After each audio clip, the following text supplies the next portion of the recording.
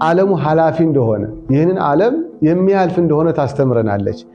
በዮሐንስ ወንጌል እንደተመዘገበልን በሁል ጊዜ በቅዳሴው ዲያቆኑ የሚቀድሰው ዲያቆን ሁል ጊዜ የሚለው ነገር አለ። ዓለሙኒ ኃላፊ ንብረቱኒ ኃላፊ እስመ ኩሉ ኃላፊ ውእቱ። ስለዚህ ኃጥአን ያለቅሳሉ፣ በዚያን ጊዜ ያለቅሳሉ። ወይትፌስሑ ጻድቃን፣ ጻድቃን ግን ደስ ይላቸዋል። እንደዚሁም የሰው ልጅ በሚሞትበት ጊዜ ጊዜያዊ የሆነ ማቆያ ይሰጠዋል። ከዛ በኋላ ፍርዱን ከተቀበለ በኋላ ደግሞ ፍርዱን ወደ ፍርድ ቤት የሚያስወስደው ከሆነ እንደዚሁ ቀጥሎ ወደዚያ ይወስዱታል ማለት ነው። በሰማይ አሰራርም በቅዱሳን መላእክት አሰራርም ይህን ነገር ነው የሚደረገው።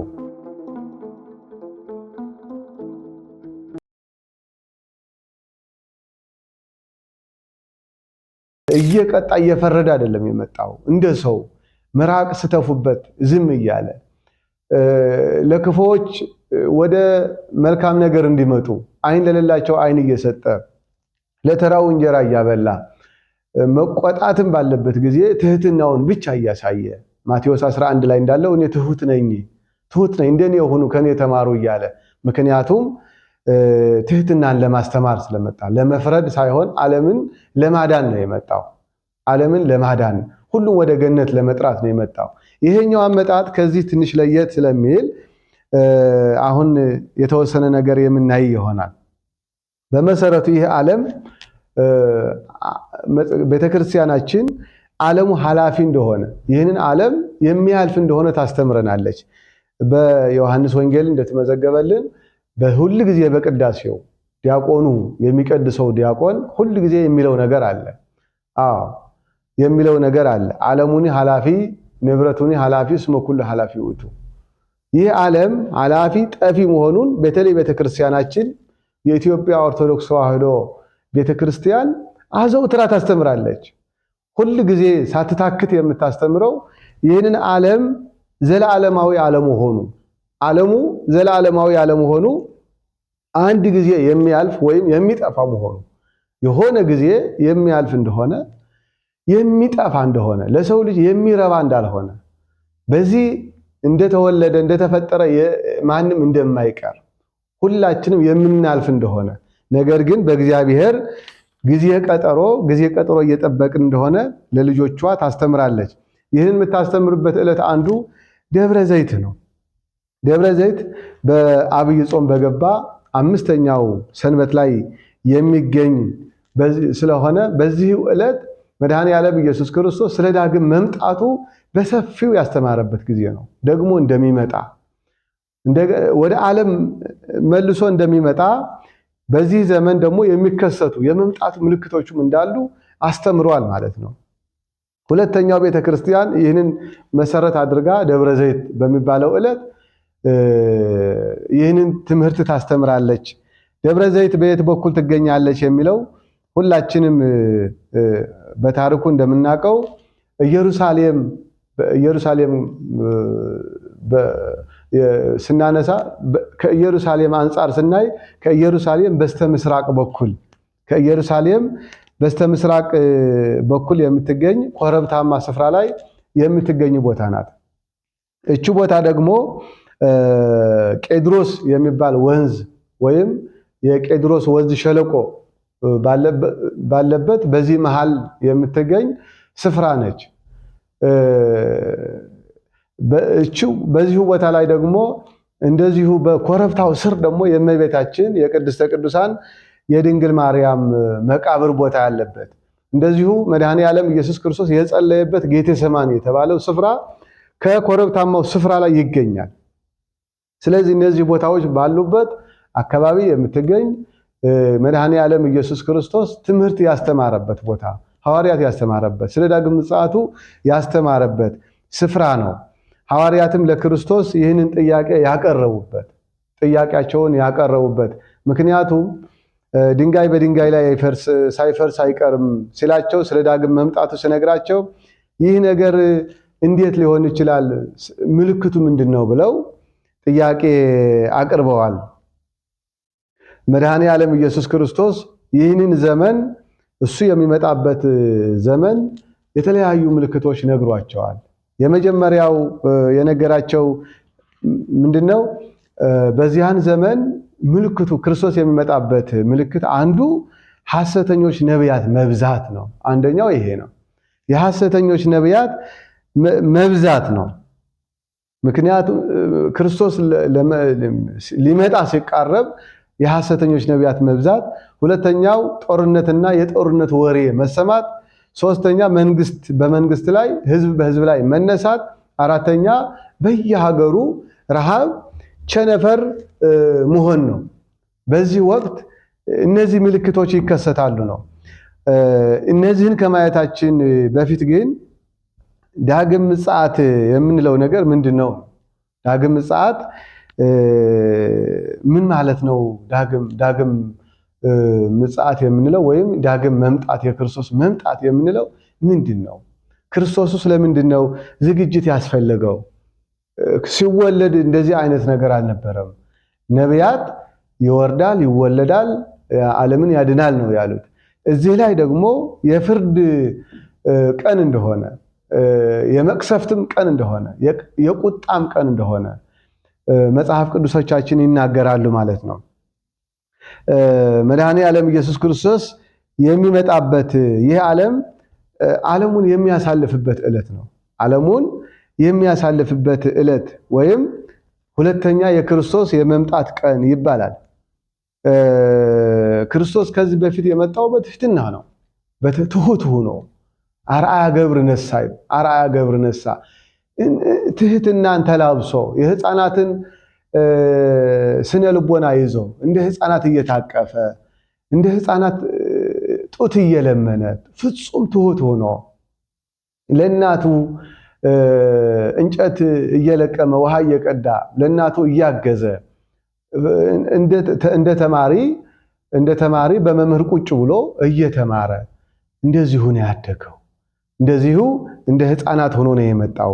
በግርግም ተወልዶ በበረሃ ተወልዶ በከብቶች ማደሪያ በሌለበት ፍጹም ትሁት ሆኖ ድሃ ሆኖ አንደ ርእሶ እንዘ ባኤል ውእቱ ባለጸጋ ሆኖ ሳለ ራሱን ድሃ አድርጎ በትህትና መጣ ነው። ይሄኛው መምጣት ግን በጣም አስፈሪ በሆነ ግርማ መለኮቱን ገልጦ በታላቅ ግርማና በታላቅ ኃይል በአስፈሪነት ነው የሚመጣው።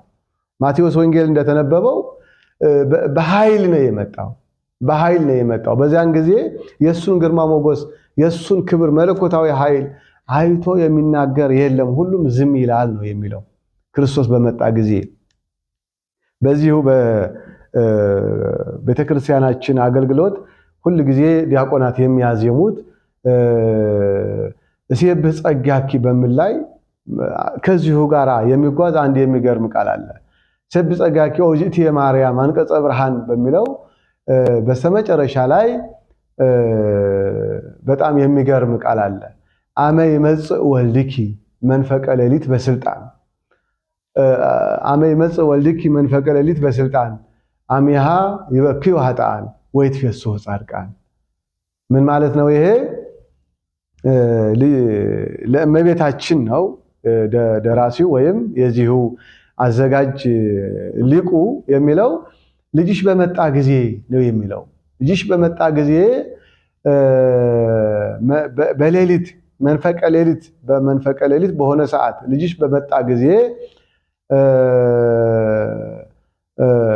በመጣ ጊዜ አሜሃ ይበክዩ ኃጥአን፣ በዚያን ጊዜ ኃጢአተኞች ያለቅሳሉ። ለምን ያለቅሳሉ? ኃጢአተኞች ለምንድን ነው የሚያለቅሱት? ክርስቶስ ይመጣል። በመንፈቀ ሌሊት ክርስቶስ ይመጣል ወደ ዓለም። ለምንድን ነው የሚያለቅሱት? ምን የሚያስለቅስ ነገር አለ?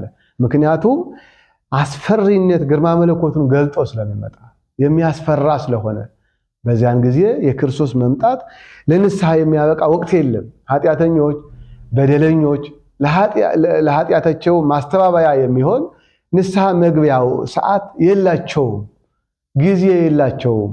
ወዲያው ይመጣል፣ ወዲያው ይፈርዳል። አመጣጡ ፈጣን ነው። አዎ።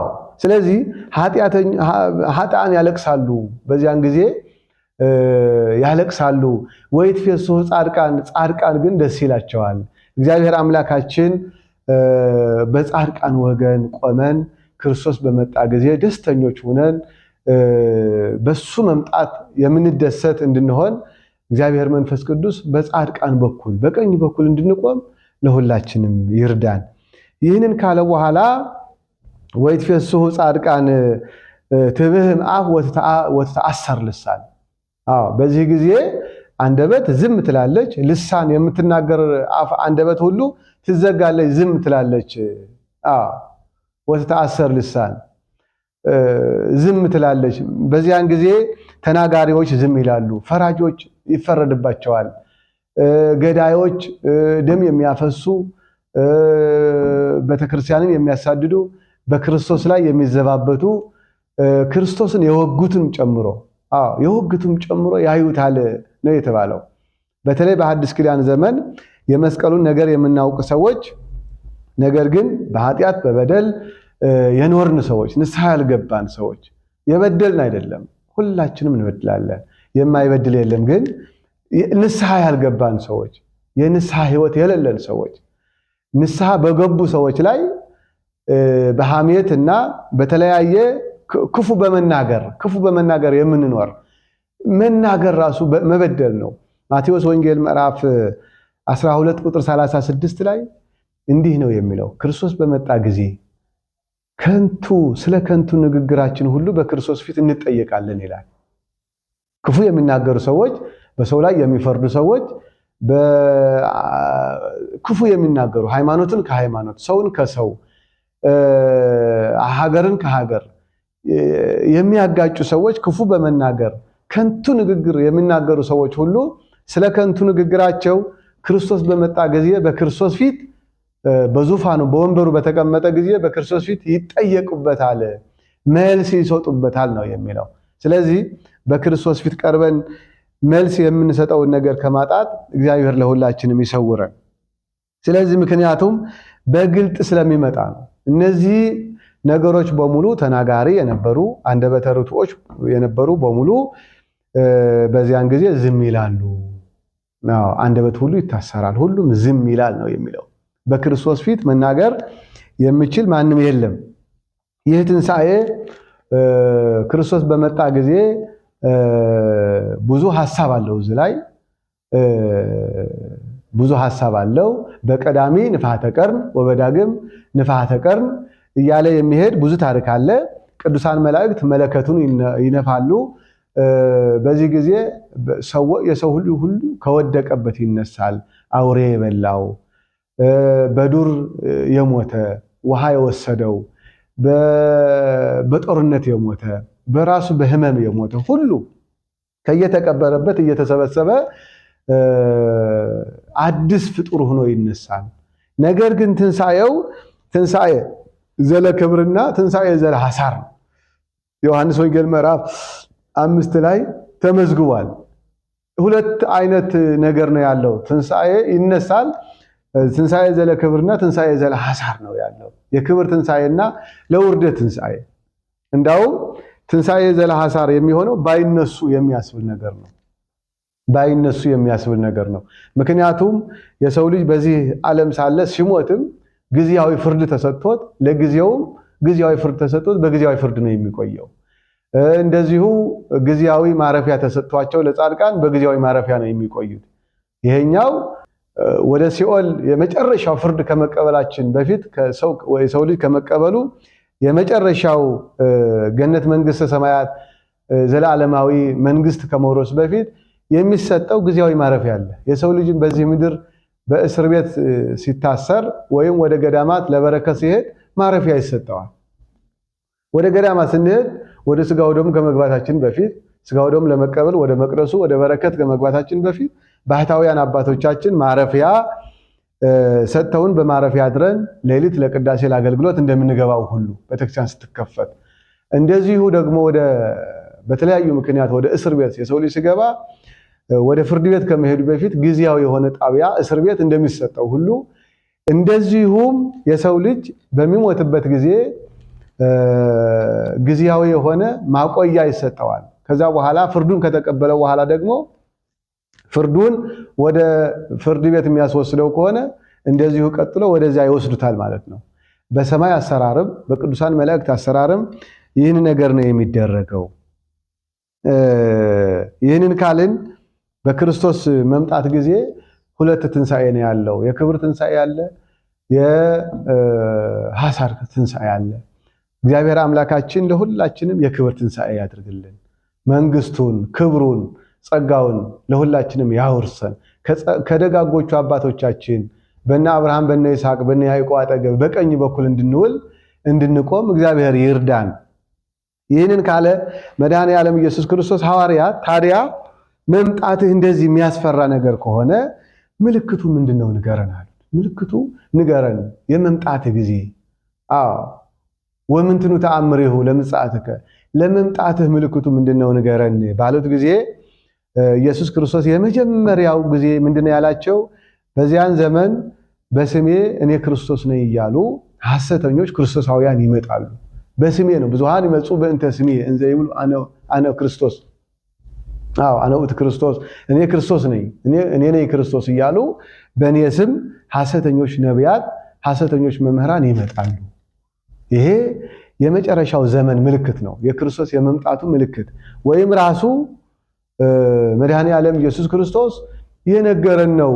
እኔ በምመጣበት ዘመን እነዚህ ነገሮች ይከናወናሉ፣ ስለዚህ ልትጠነቀቁ ይገባል የሚል ነው። ሐሰተኞች ነቢያት በመጡ ጊዜ ቢችሉ የተመረጡትንም ሳይቀር የሚያስቱበት ሁኔታ ይፈጠራል። የተመረጡትንም ሳይቀር ያስታሉ። ወደ መቅደሱ ወደ ቤተ እምነት ገብተው ሐሰተኛ የሆነ ትምህርት እየነዙ እያሰራጩ የሐሰት ትርክት እየተረኩ በሚያምኑ መካከል ይህንን መጥፎ እንክርዳድ እየዘሩ የሐሰት ትምህርታቸውን ያካሂዳሉ። ስለዚህ በዚህ ጊዜ ተጠንቀቁ። አንደኛ ተጠንቀቁ፣ ሁለተኛ ደግሞ እነዚህ ምልክቶች የክርስቶስ መምጣት ምልክት እንደሆነ በዚህ ተረዱ ነው። እንግዲህ ሁላችንም እንደምናስታውሰው ዛሬ ቤተክርስቲያናችን የገጠማት ፈተና ይኸው ነው። የተመረጡት ሳይቀር፣ መነኮሳቱ ሳይቀር፣ መምህራኑ ሳይቀር፣ የቅኔው የድጓው መምህራኑ፣ የቅዳሴው መምህራኑ ሳይቀር፣ የሐዲሳቱ የብሉያቱ መምህራን ሳይቀር ትልቁ ፈተና የሆነባቸው የሐሰተኞች መምህራን መምጣት ነው። በተለያየ መንገድ የተመረጡትን ሳይቀር ያስታሉና የተመረጡትን ሳይቀር እንግዲህ ሰይጣን የተመረጠውንም ሳይቀር ራሱም ተመርጠው ከሆነ ራሱም ይወድቃል። እንግዲህ ከዓለም አስቀድሞ የነበሩ መላእክትንም ሳይቀር በሐሰት አካሄድ የወደቁ ብዙዎች ናቸው። በዘመነ ልቃውንትም አባቶቻችን እንዳስተማሩ እኛ አውቀን አይደለም፣ እሱን የማወቅ አቅም ኑሮን አይደለም። አባቶቻችን ግን እንደነገሩ እንዳስረዱን የተለያየ ትምህርት በማስተማር እነ ንስጥሮስ የምንላቸው ሌሎችንም እነ አርዮስ የምንላቸው ሌሎችንም ልቃውንት ትምህርት ጎድሏቸው አልነበረም። ነገር ግን የሐሰት ትምህርት በውስጣቸው ሰይጣን ስለዘራባቸው የክርስቶስን የመወለዱን ነገረ ልደቱን የአምላክነቱን ነገር የልደቱን ነገር የምስጢረ ሥጋዌውን በማዛባትና በማስተማር ብዙዎችን የክርስቶስን ትምህርት በሁለት አይነት እንዲያዩ አድርገዋል። ስለዚህ እነዚህ እንዴት እንደወደቁ ደግሞ ልቃውንት ነግረውናል። የሐሰት አካሄድ፣ ሐሰተኛ አካሄድ ምንጊዜም ለሰው ልጅ ይጥለዋልና ነው።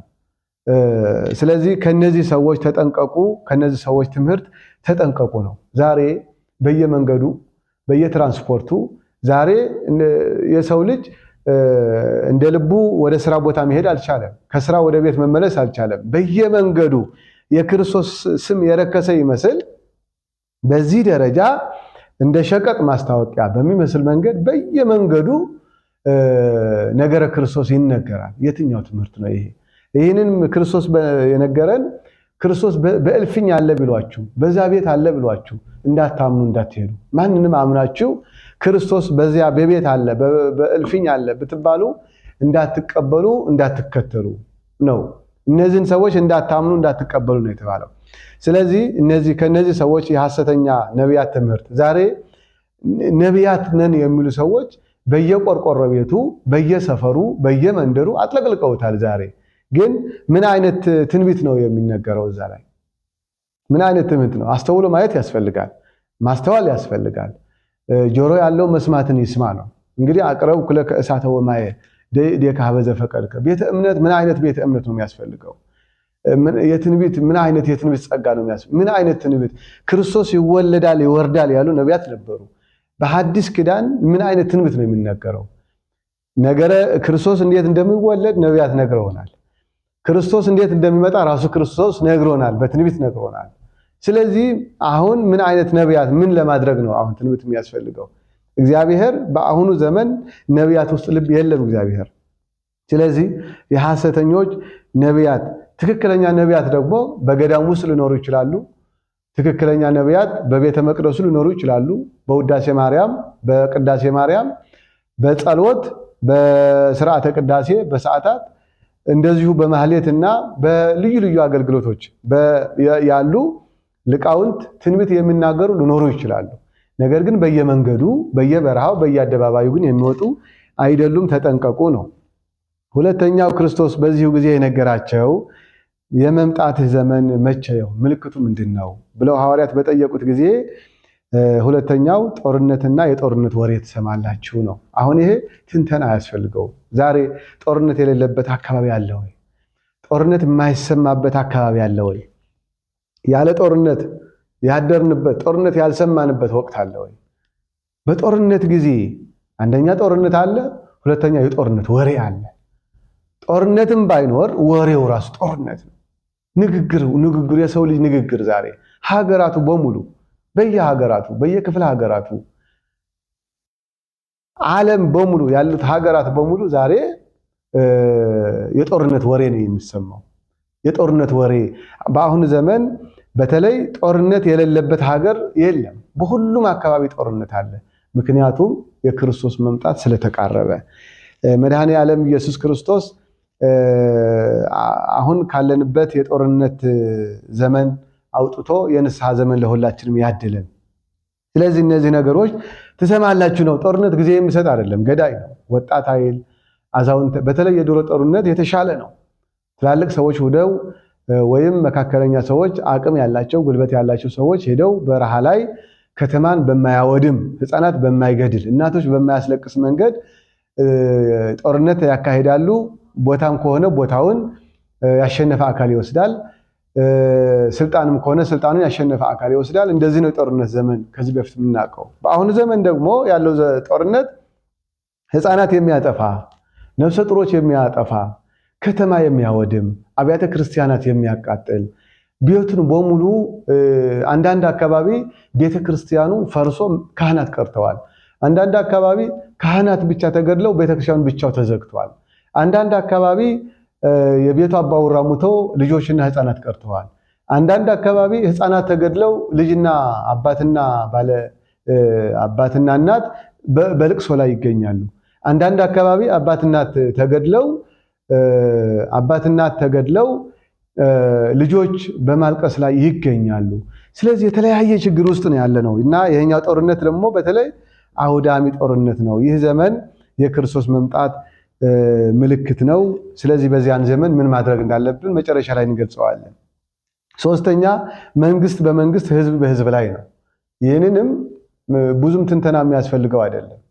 በተለይ በአሁኑ ዘመን የክርስቶስ መምጣት የሚያስረዳ ነገር ይመስላል። በአሁኑ ዘመን ሁሉም ስልጣን ፈላጊ ነው። ሁሉም ስልጣን ከልሂቅ እስከ ደቂቅ ስልጣን ፈላጊ ነው። ሁለተኛ በስልጣን ያሉ ሰዎች ስልጣን አይጠግቡም። እስከ ዕለተ ሞታቸው ድረስ በስልጣን መቆየት ነው የሚፈልጉት። ስልጣን ይወዳሉ።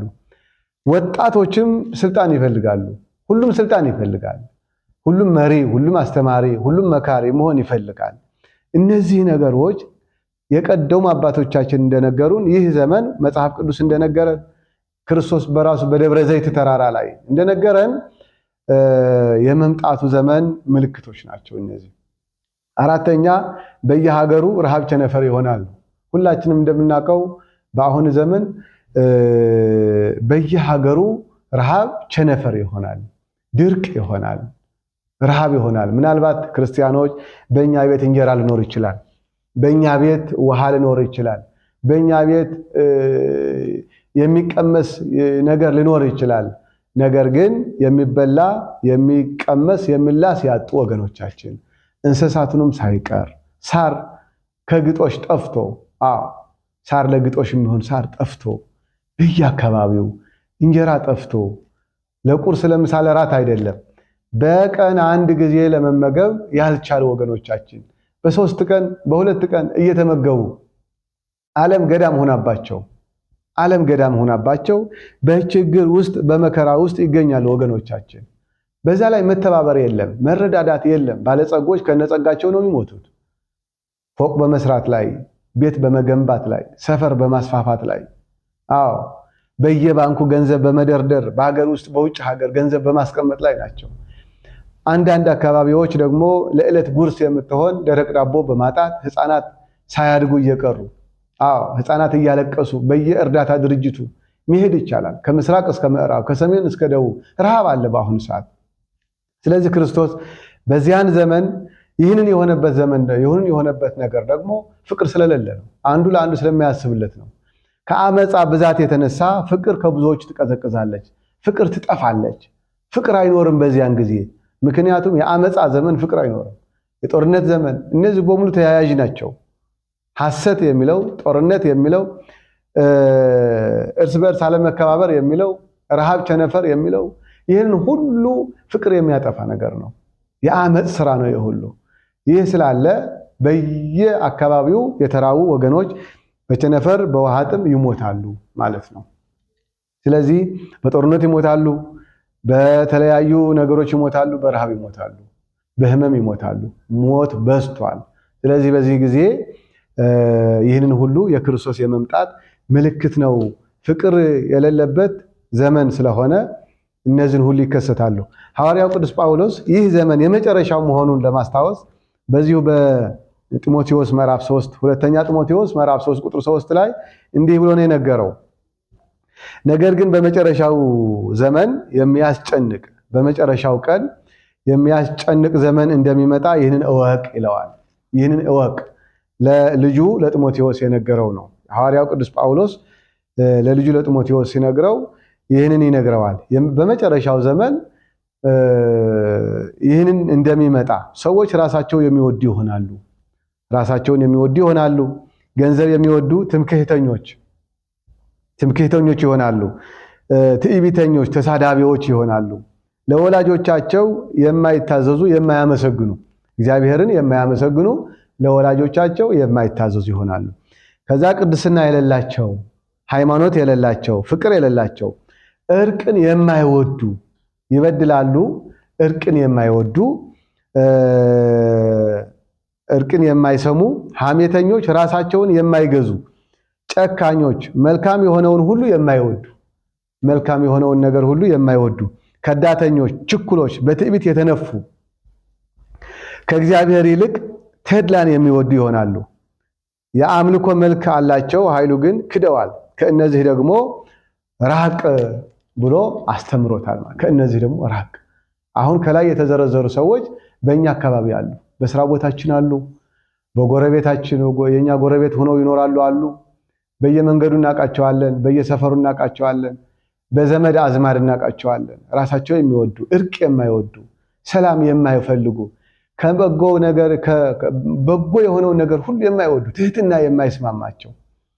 አዎ ስለዚህ ከነዚህ ሰዎች ራቅ፣ ራስህን ጠብቅ ነው የሚለው። በዚህ ዘመን ከነዚህ ሰዎች ርቀን ራሳችንን ጠብቀን የምንኖርበት ዘመን ነው እና እነዚህ ነገሮች የክርስቶስ የመምጣቱ ምልክት ናቸው። ክርስቶስ ሲመጣ የመጨረሻው ክርስቶስ ሲመጣ በመጣ ዘመን ሁለት ነገሮች ይሰራሉ፣ ይከናወናሉ። ጻድቃንን በቀኙ ኃጥአንን በግራው ያቆማል። አዎ ጻድቃንን በቀኙ ኃጥአንን በግራው ያቆማል። ታዲያ እነዚህ ሰዎች ለምንድን ነው በግራና በቀኝ የሚያቆማቸው? ኃጥአን ኃጢአተኞች ስለሆኑ ነው፣ በደለኞች ስለሆኑ ነው፣ ንስሐ ያልገቡ ስለሆኑ ነው። የሰው ልጅ ጻድቅ ነው ሲባል ኃጢአት አልሰራም ማለት አይደለም። ኃጢአት አልሰራም፣ አልበደለም፣ አላጠፋም ማለት አይደለም። ንስሐ የገባ ሰው ጻድቅ ነው። ምክንያቱም ንስሐ ኃጢአተኛው እንደ ጻድቅ ስለምታደርግ። ክርስቶስ ስለዚህ ነው ንስሐ ግቡ እንዳትጠፉ ያለው። አዎ ሐዋርያት ሥራ ላይ የተመዘገበ ቃል ነው። እንዳትጠፉ ንስሐ ግቡ ነው። ክርስቶስ ንስሐ ሰጥቶናል። ዳግም ሞት እንዳንሞት፣ ንስሐ ሳንገባ እንዳንቀር እግዚአብሔር ለሁላችንም የንስሐ ህይወት ያደለን። በዚህ ዘመን አንዳንድ ክርስቲያኖች ማን ጋር ሄጄ ንስሐ ገባለሁ ይላሉ። አዎ ክርስቶስ ነው እኮ የፍርድ የሚሰጠው እሱ ነው። ካህኑ እኮ ምስክር ነው። ራሱ በደለኛ ሊሆን ይችላል፣ ኃጢአተኛ ሊሆን ይችላል። ነገር ግን ንስሐ ባለቤት ክርስቶስ ነው። ንስሐ የሚቀበል ክርስቶስ ነው። እናንተ ያሰራችሁት በሰማይ የታሰረ ይሆናል ማለት እኮ እናንተ አስራችሁ ከገነት አባሩት ማለት አይደለም። ነገር ግን ለምስክርነት የተቀመጠ ነው ካህን። ወደ ካህን ሄዶ ማቴዎስ ወንጌል ምዕራፍ 8 ላይ እንደተመዘገበልን።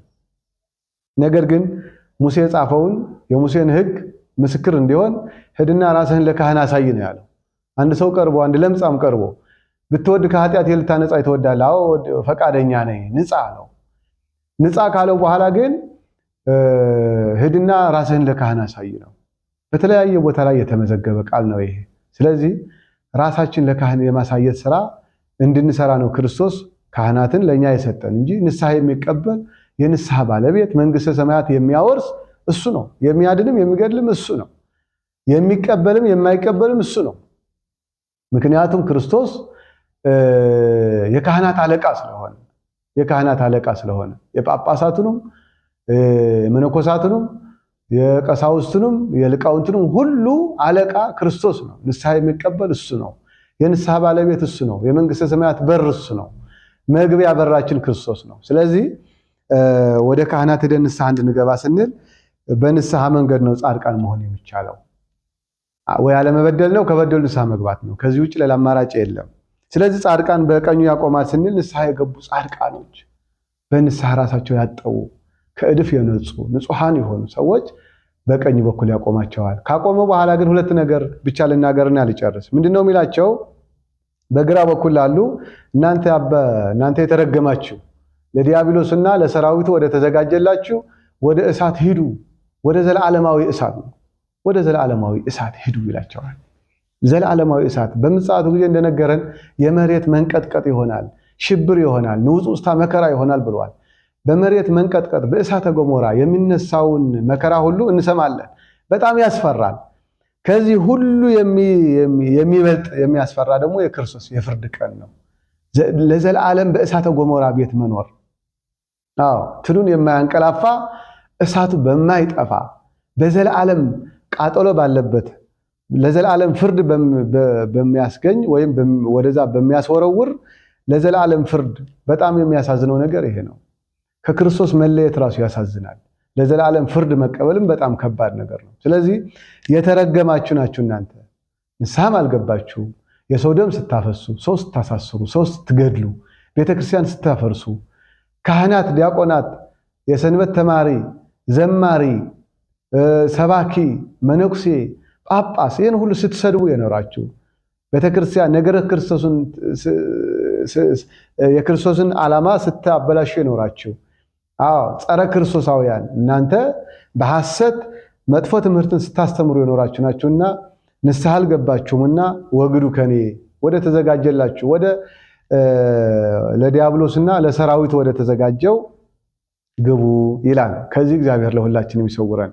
ካህኑ በሚቀድስበት ጊዜ እጄን ከአፋዊ እድፍ ንጹህ እንዳደረግኩ እንዲሁም ከሁላችሁ ደም ንጹህ ነኝ ይላል። እንዲሁም ከሁላችሁ ደም ንጹህ ነኝ፣ ከኃጢአቴ ከበደሌ ንጹህ ነኝ። አይደለም እኮ ከናንተ ነው። አሁን ከናንተ ነው የሚለው አንዱ በበደለው አንዱ ተጠያቂ ስለማይሆን ነው። አንዱ ባጠፋው አንዱ ወደ ገሃነም ስለማይገባ ነው። አንዱ በሰራው ጽድቅ ደግሞ አንዱ በክርስቶስ ፊት መልካም ነገር ስለማያገኝበት ነው። ስለዚህ ወደ ክርስቶስ ስጋና ደም በድፍረት ብትቀርቡ፣ ንስሐ ሳትገቡ ሳታምኑ ብትቀርቡ ስለመተላለፋችሁ፣ ስለመደፋፈራችሁ፣ ስለመቅረባችሁ መተላለፍ የለብኝም። በንጽህና ሆናችሁ ንስሐ ገብታችሁ አምናችሁ ወደ ክርስቶስ ስጋና ደም ቀርባችሁ ስጋውና ደሙን ተቀበሉ ነው። አትቀበሉ አይደለም። ንስሐ ገብታችሁ አምናችሁ ቀረቡ ነው። ስለዚህ ይህንን የማያደርጉ ሰዎች ግን ክፉዎች የክርስቶስን ስጋና ደም በመደፋፈር በንቀት ለሚቀርቡ ግን ለዘላለም ለሰይጣንና ለመልእክተኞቹ ወደ ተዘጋጀው ወደ ዘላለማዊ እሳት ይሄዳሉ ብለው ያስተላልፋሉ። ስለዚህ ክርስቶስ ወግዱ ከኔ አላውቃችሁም ይላቸዋል። ከዚህ እግዚአብሔር ይሰውረን። በቀኝ ላሉት ወገኖች ደግሞ እናንተ ይላቸዋል። ተርቤ አብልታችሁኛል፣ ተጠምቼ አጠጥታችሁኛል፣ እንግዳ ሆኜ አሳድራችሁኛል፣ ታስሬ አስፈትታችሁኛል። ስለዚህ ወገኖቼ እናንተ የአባቴ ቡሩካን ናችሁና ወደ ዘላለም መንግስት ግቡ። አዎ ለዘላለም መንግስት ውረሱ ይላቸዋል። ጻድቃን መቻ አይተን አበላንህ፣ መቻ አይተን አጠጣን ይሉታል። ትምህርቱ እንዳይሰፋብን ክርስቶስ ግን ለድሆች ያደረጋችሁት፣ ለትናናሾች ያደረጋችሁት ለእኔ ያደርጋችኋል ይላቸዋል። ስለዚህ ዛሬ እኛ በየት በኩል ነው የምንቆመው? እኛ ዋስ ሆነን ነው የምናስፈታ ወይስ እናሳስራለን? ለድሆች እንጀራ እናጎርሳለን ወይስ እንቀማለን? እንገድላለን እናድናለን? እንገፋለን እናቅፋለን? ሰዎች እንወዳለን ሰዎች እንጠላለን ወይስ በየትኛው በኩል ነን? ነገረ ክርስቶስ የክርስቶስን ዓላማ በየትኛው በኩል እንድንገኝ ያደርገናል? ስለዚህ ስራችን ራሱ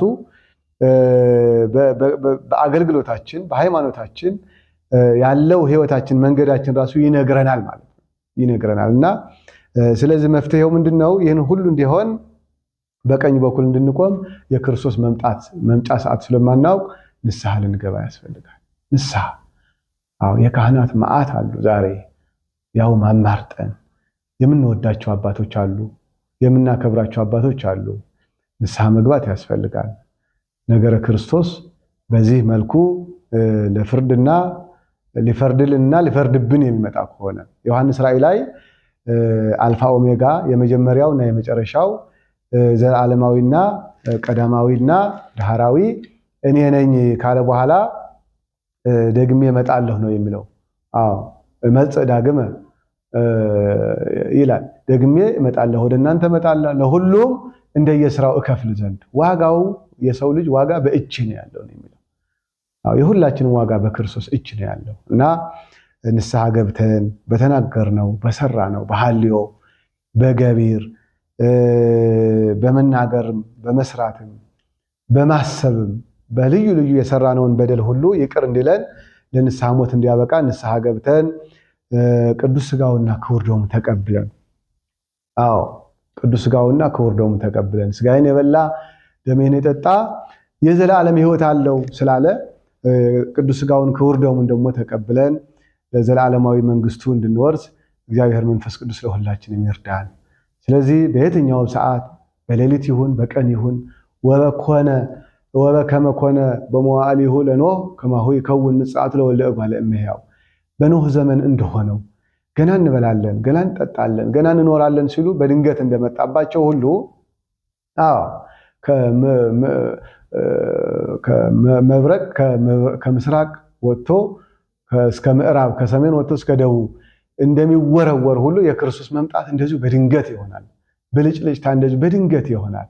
ስለዚህ በዚያን ጊዜ ለንስሐ የሚሆን ለሥጋው ደሙ የሚሆን ለመልካም ስራ የሚሆን ለጾም ለጸሎት የሚሆን ጊዜ ስለማይኖረን ከወዲሁ ተዘጋጅተን እንድንኖር ተዘጋጅተን እንድንኖር እግዚአብሔር መንፈስ ቅዱስ ለሁላችንም ይርዳን። መዘጋጀት ማለት ሌላ አይደለም። እንግዲህ ምጽአት የሞት ዕለት ነው። የሁላችንም የሞት ቀን ምጽአት ይባላል። ከዛ በኋላ እንደገና ተነስተን መልካም ስራ መስራት ስለማንችል ነው። ስለዚህ በህይወት እምድኅረ ሞት ለሰብእ አልወት ንስሐ፣ ሰው ከሞተ በኋላ ተነስቶ ንስሐ አባት ይዞ ጾሞ ጸልዮ እንደገና ሰግዶ መጽደቅ አይችልም፣ መነሳት አይችልም። ስለዚህ በህይወት ሳለን መነሳት አይችልም ስንል ንስሐ ለመግባት ነው እንጂ ለትንሣኤ አይነሳ ማለት አይደለም። ለትንሣኤማ ቅድም ጀምረን አይተናል። ንስሐ ለመግባት ለመጾም፣ ለመጸለይ፣ ለትሩፋት፣ ለመልካም ስራ ግን ይህንን እድል አያገኝምና ሁላችንም ዕለተ ሞታችን ስለማናውቅ ምናልባት ምጽአት ዛሬ ማታ ሊሆን ይችላል፣ ነገ ጠዋት ሊሆን ይችላል። ደብረ ዘይት ዕለት ይህን ስንማር ውለን ከሰዓት ምጽአት ሊሆን ይችላል። በደብረ ዘይት ቀን የሚሞቱ ሰዎች አሉ። በደብረ ዘይት ማግስት የሚሞቱ አሉ። በዋዜማ የሚሞቱ አሉ። ስለዚህ ንስሐ ገብተን በክርስቶስ እቅፍ እንድንኖር ከጻድቃን ጋር የዘላለም መንግስት እንድንወርስ እግዚአብሔር መንፈስ ቅዱስ ለሁላችንም ይርዳን። ተዘጋጅታችሁ ኑሩ። ያስተማረን የመከረን ልዑል እግዚአብሔር ክብርና ምስጋና ይግባው። ሐመረ ሕይወት ሰንበት ትምህርት ቤት በየሳምንቱ እያዘጋጀ የሚያስተላልፈው ይህንን አገልግሎት ጸጋ እግዚአብሔር የበዛላቸው አቅም ያላቸው ምስጢር የሚያውቁ ሊቃውንት ከዚህ ቀጥሎ ከዚህ በኋላ ይተላለፉበታል። ይህንን ቻናል ወይም ድረገጽ እንድትከታተሉ በመልአኩ በቅዱስ ገብርኤል ስም እንደዚሁ በሰንበት ትምህርት ቤቱ ስም በስብከተ ወንጌል ቢሮአችን ስም ጠይቃችኋለሁ። እግዚአብሔር ሀገራችን ኢትዮጵያን ሰላም ያርግልን። ጦርነቱን ጠፍቶ አለመግባባቱን ጠፍቶ ፍቅር ሰፍኖ ሁላችንም ለስጋው ደሙ ለደጀ ሰላሙ ለመንግስተ ሰማያት የበቃን ያድርገን። ወስብሐት ለእግዚአብሔር አሜን።